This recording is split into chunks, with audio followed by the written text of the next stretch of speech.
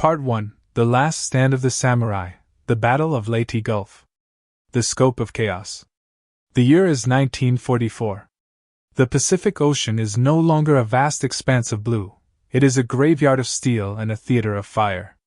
For 3 years, the Imperial Japanese Navy and the United States Navy have been locked in a titanic struggle for the soul of the world.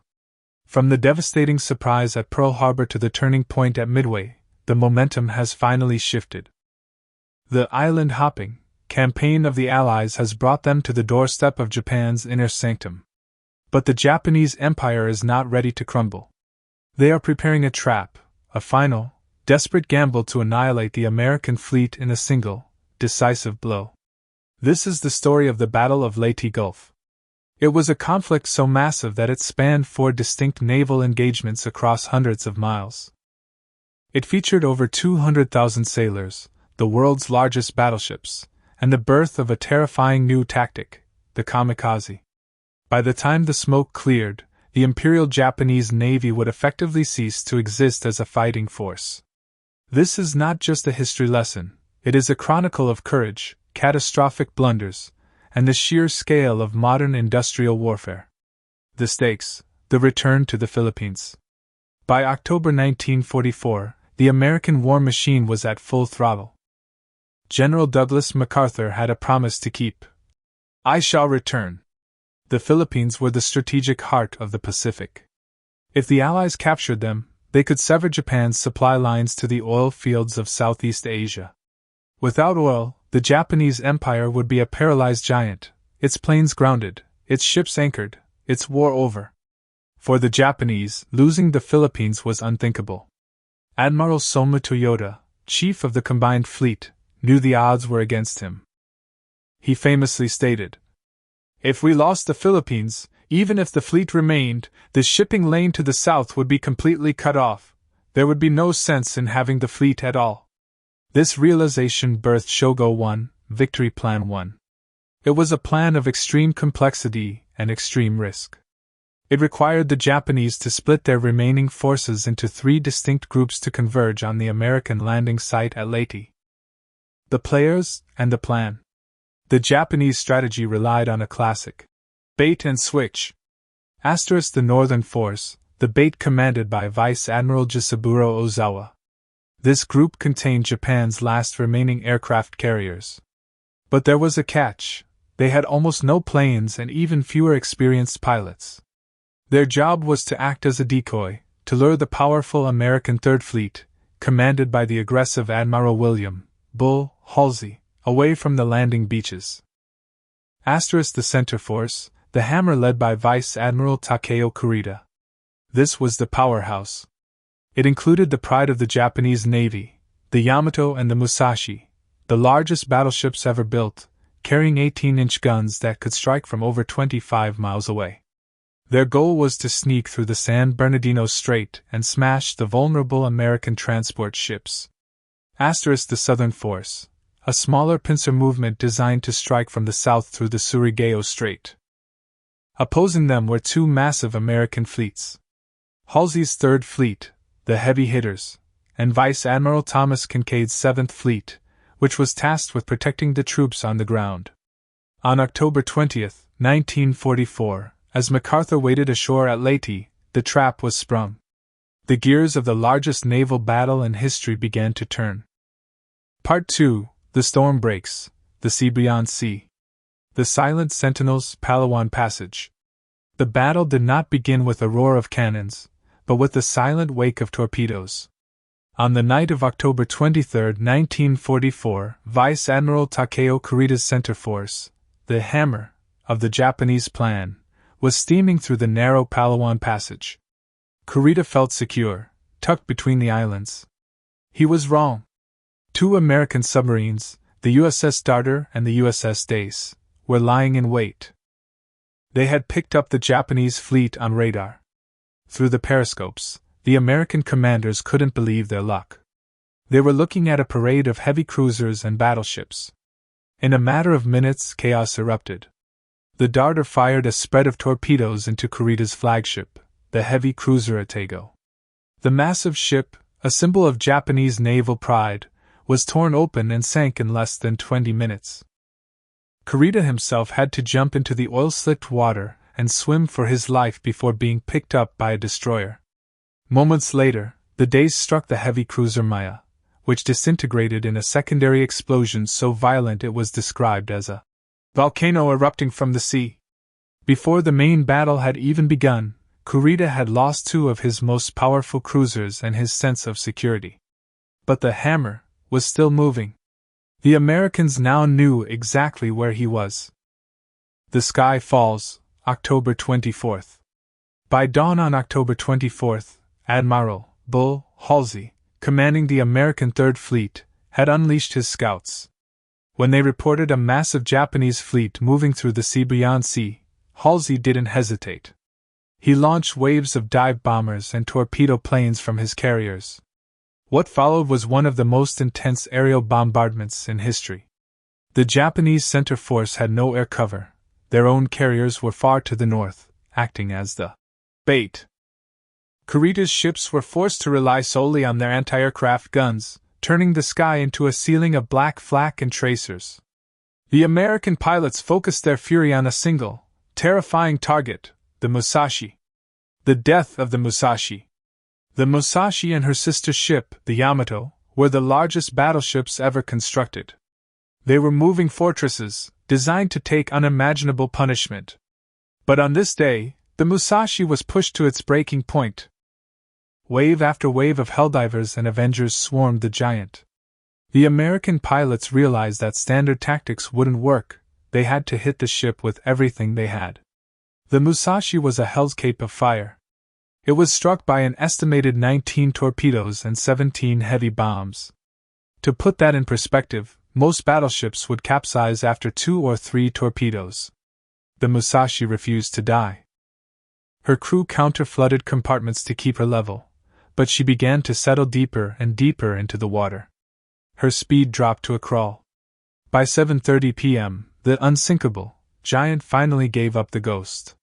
She rolled over and plunged into the depths of the Cebuyan Sea, taking over 1,000 sailors with her.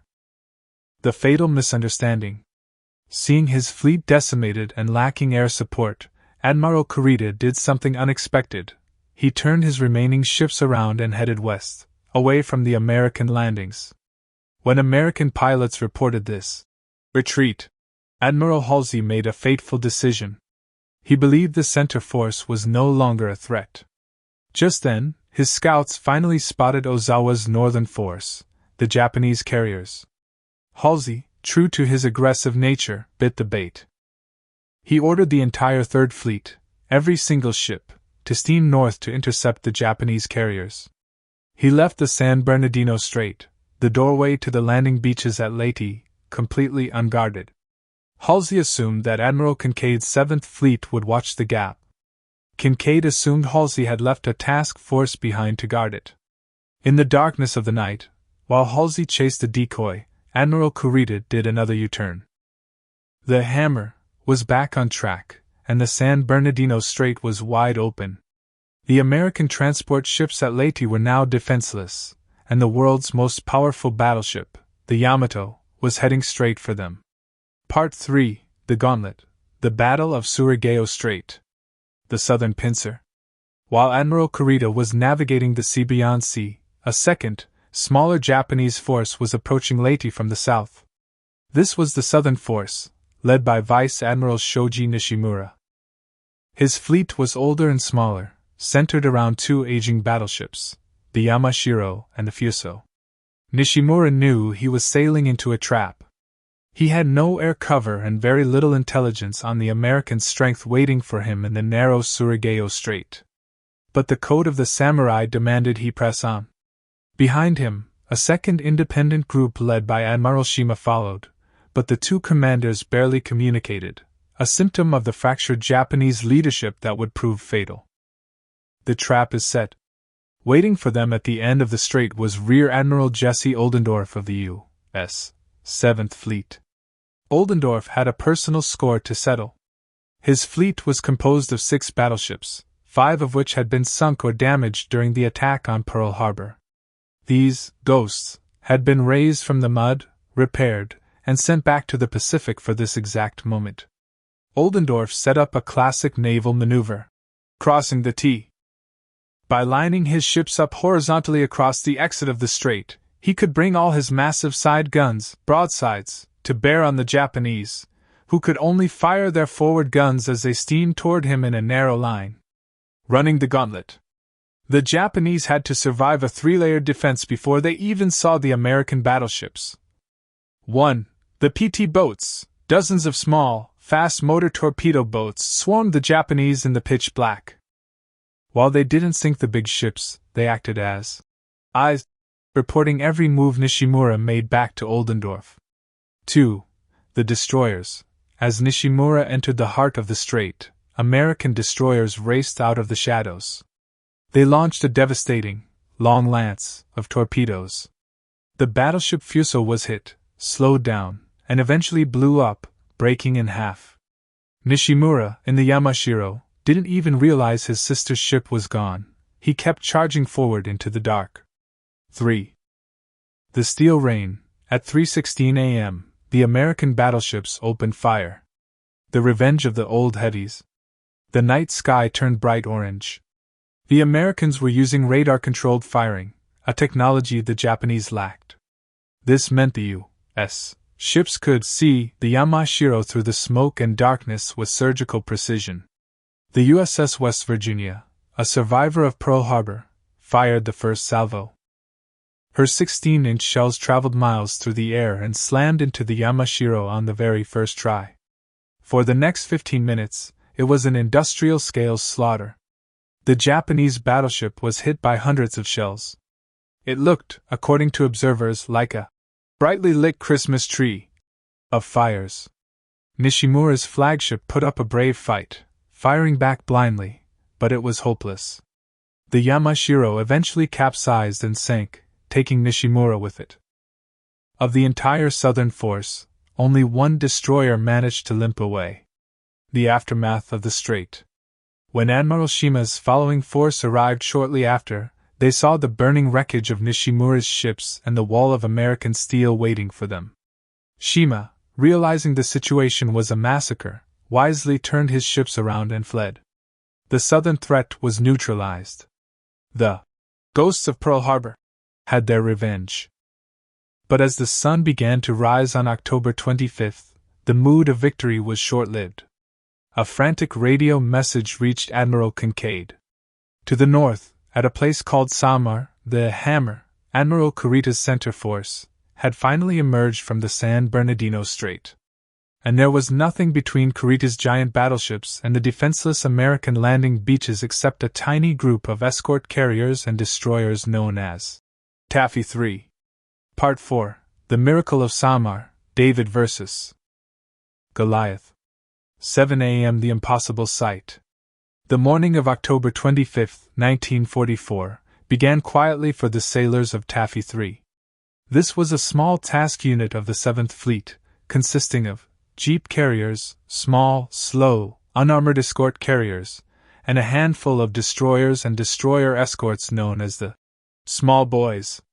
Their job was simple: provide air support for the troops on the ground and hunt for submarines. They were never meant to fight a real fleet. Rear Admiral Clifton, Ziggy, Sprague was stunned when an anti-submarine patrol pilot screamed over the radio, "I can see pagoda masts! Battleships, cruisers, and destroyers coming at you at 30 knots!" Sprague couldn't believe it. He thought Halsey was guarding the San Bernardino Strait. But he wasn't.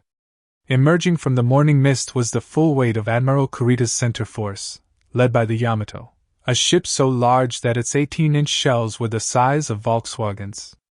Taffy 3 was trapped. To their east was the open ocean, to their west were the Philippine Islands. Coming from the north was the most powerful surface fleet Japan had ever assembled. The American ships were built of thin steel. The Japanese shells could pass through them without even exploding because the armor was too light to trigger the fuses. The charge of the Small Boys. Admiral Sprague knew that if he turned and ran, his slow carriers would be picked off like sitting ducks. His only hope was to create a distraction, a smoke screen, and do the unthinkable: attack. He gave the order, Small boys, intercept. What followed was a suicidal charge that remains legendary in naval history. 3 destroyers, the USS Johnston, USS Hull, and USS Herman, along with the destroyer escort Samuel B. Roberts, turned their bow towards the Japanese giants. Commander Ernest E.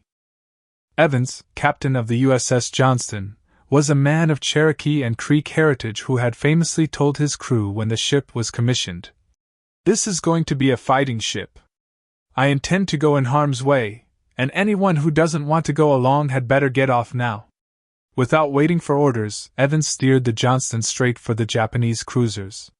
He zigzagged through a forest of water splashes from 14-inch shells, closing the distance until he could fire his torpedoes. The Johnston managed to blow the bow off the heavy cruiser Kumano before being hit by a barrage that tore through its engine room and bridge.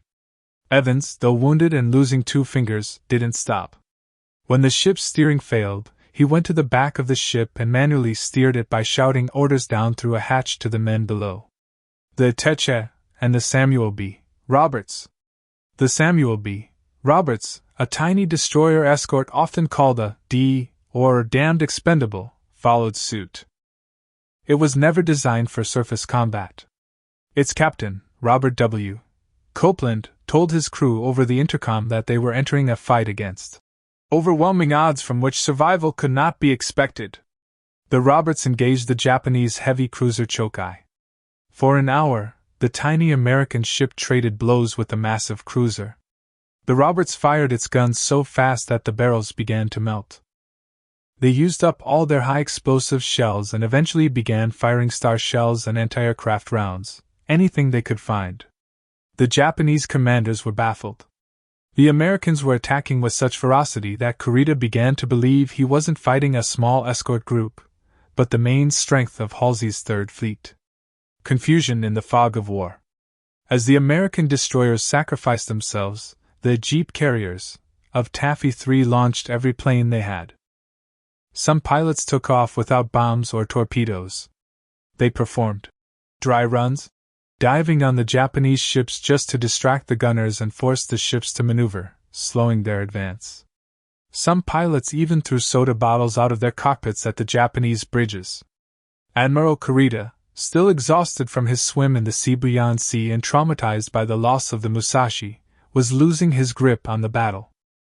The American smoke screens, the relentless air attacks, and the incredible bravery of the destroyers convinced him that he had stumbled into a trap. At 9:25 a.m., just as the Japanese were closing in for the kill on the defenseless carriers, Kurita gave a shocking order. "Cease fire. All ships haul around." To the disbelief of the surviving American sailors, the Japanese fleet turned and steamed back toward the San Bernardino Strait. The hammer had broken against the shield of the small boys. Taffy 3 had paid a heavy price. The Johnston, Hull, and Samuel B. Roberts were gone. But they had saved the invasion. They had done the impossible. Part 5, The Setting Sun, Cape Engano and the Birth of the Kamikaze. The bait is taken, Cape Engano. While the small boys of Taffy 3 were fighting for their lives at Samar, Admiral Bull Halsey was 300 miles to the north, doing exactly what the Japanese had hoped, chasing Admiral Ozawa's decoy fleet. On the morning of October 25th, Halsey's massive Third Fleet finally caught up with the Japanese carriers. It was a slaughter. Ozawa had plenty of ships but almost no planes. The American pilots called it a turkey shoot. They sank the Zuikaku, the last surviving carrier that had participated in the attack on Pearl Harbor, along with 3 other carriers. But as Halsey was savoring his victory, he received a frantic, coded message from Admiral Nimitz back in Hawaii. It contained a phrase that would haunt Halsey for the rest of his life. Where is Task Force 34? The world wonders. Halsey was furious. He realized he had been played. He turned his powerful battleships around and raced south to help Taffy 3, but he was too late. By the time he arrived, Kurita had already retreated, and the battle off Samar was over. Halsey had chased a shadow while the real threat almost destroyed the invasion. the birth of the Kamikaze.